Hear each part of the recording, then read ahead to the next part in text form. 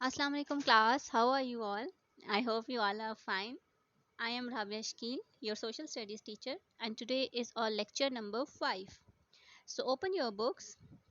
Know Your World, Social Studies for Pakistan, written by Farhat Mansoop. Dear students, we are on unit number 1, the earth and environment, and the topic we are going to discuss today is the climate of Pakistan. You can find it on page number 11 of your book. So open your books. Dear students, in previous lecture we discussed about weather, climate, types of climate and climatic regions of the world. But today we will discuss just the climate of Pakistan. As we all know, in Pakistan we generally experience 4 seasons as Pakistan is located in temperate zone. You all know as we had discussed about this in our previous lecture. So let's move towards the topic climatic regions of Pakistan. There are 4 climatic regions in Pakistan. ठीक है, पाकिस्तान को climate की base पर 4 regions में divide किया गया है. Number 1 is arid, number 2 semi arid, number 3 coastal areas and number 4 highlands. Arid mean खुश्क आबो हवा वाले इलाके. ठीक है, एंड कौन कौन से इलाके इस रीजन में फॉल करते हैं? Balochistan plateau and Thar desert. We all know plateaus में और डेजर्ट में मौसम खुश्क होता है. नंबर 2 इज सेमी एरिड यानी नीम खुश्क आबो हवा वाले इलाके. ठीक है, इनमें कौन कौन से आते हैं? अपर एंड लोअर इंडस प्लेन. ठीक है, सिंध का जो मैदानी इलाका है वो अपर और लोअर वो आते हैं. उसके अलावा कोस्टल एरियाज यानी साहिली इलाके एंड नंबर 4 हमारे पास हाईलैंड्स यानी पहाड़ी इलाके. तो क्लाइमेटिक रीजन की बेस पर हमारे पास ये 4 डिवीजन्स हैं.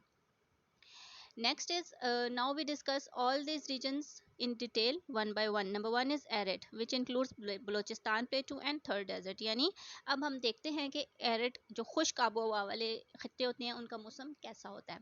So the weather is extreme hot and dry in summer. यानी गर्मियाँ इंतहाई गर्म होती हैं और खुश्क होती हैं यानी रेनफॉल ना होने के बराबर है. ठीक है, Sibi and Jacobabad are hottest. और इस एरिया में जो फॉल करने वाले सिब्बी और जेकबाबाद ये 2 एरियाज ऐसे हैं जो इंतहाई गर्म तरीन होते हैं.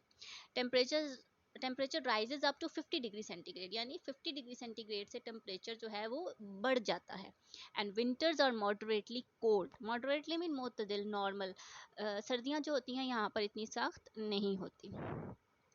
नेक्स्ट इज सेमी एरिड यानी जो नीम खुश्क आबोहवा वाले इलाके हैं जिनमें upper and lower Indus plain आता है. यहाँ पर अब कैसा मौसम होता है? Summers are extreme hot. यहाँ पर भी गर्मियाँ शदीद होती हैं. विंटर्स और मॉडरेट और जो सर्दियाँ हैं वो मुतदिल होती हैं, नॉर्मल होती हैं. और टेम्परेचर इज़ हॉटेस्ट इन जून. और जून जो है वो गर्म तरीन महीना होता है. ठीक है, क्योंकि गर्मियाँ यहाँ पर ज़्यादा होती हैं. नेक्स्ट इज कोस्टल एरियाज यानी जो साहिली इलाके होते हैं. ठीक है, coastal areas comprise of Karachi and Makran. Karachi और मकरान जो है वो इस एरिया में इस रीजन में आते हैं. मॉडरेट टेम्परेचर यहाँ पर टेम्परेचर नॉर्मल होता है. हाई ह्यूमिडिटी लेकिन यहाँ पर जो होती है ह्यूमिडिटी, आपको पता है ह्यूमिडिटी यानी हवा में नमी होती है. ठीक है, यहाँ पर बहुत ज़्यादा नमी होती है. मई जून एंड अक्टूबर और हॉटेस्ट मंथ्स. इधर के इन इलाकों के जो हैं कि मई जून और अक्टूबर के इलाके शदीद गर्मी वाले होते हैं. और average temperature is 32 degree centigrade यानी गर्मी यहाँ पर इतनी होती है कि यहाँ पर जो नॉर्मल टेम्परेचर है गर्मियों में वो 32 डिग्री तक होता है. फिर आगे हमारे पास हाईलैंड्स, लास्ट वन. हाईलैंड में जो पहाड़ी इलाके हैं. ठीक है, northern and north western mountain ranges ये हाईलैंड्स में आते हैं. ठीक है, कि हमारे शुमाल और शुमाल मगरबी जो पहाड़ी सिलसिले हैं वो इस रीजन में फॉल करते हैं. ठीक है, और आपको पता है कि वहाँ पर बहुत ज़्यादा शदीद किस्म की ठंड होती है. कोल्डेस्ट रीजन ऑफ पाकिस्तान ये वो एरियाज़ हैं, वो रीजन है जो कि पाकिस्तान के सर्द तरीन इलाकों में शुमार होते हैं. Peaks remained snow capped through out the winters. और पूरी सर्दियों में यहाँ पर जो पहाड़ों की चोटियाँ होती हैं उनके ऊपर वो बर्फ़ से ढकी रहती हैं. ठीक है, स्नो कैप में बर्फ़ से ढकी रहती हैं. और duration of winter is 6 to 8 month. और तकरीबन 6 से 8 माह तक इन इलाकों में ठंड रहती है और गर्मी बहुत ही कम होती है. और जो समर्स भी इनके होते हैं वो इतने ज़्यादा गर्म नहीं होते.